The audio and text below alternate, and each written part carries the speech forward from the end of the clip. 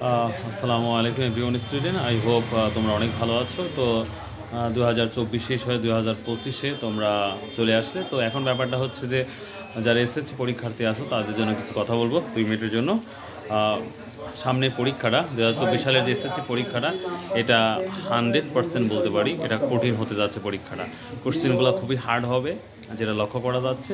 So আমি request করবো যে কোনো মূল্যে তোমরা খুব হার্ডভাবে লেখাপড়া করো, কঠিনভাবে লেখাপড়া করো, যেন তোমরা ভালো একটা গর্জিয়াস রেজাল্ট করতে পারো। স্যার আমি বারবারই বলবো তোমরা এই মাথায় রাখবা।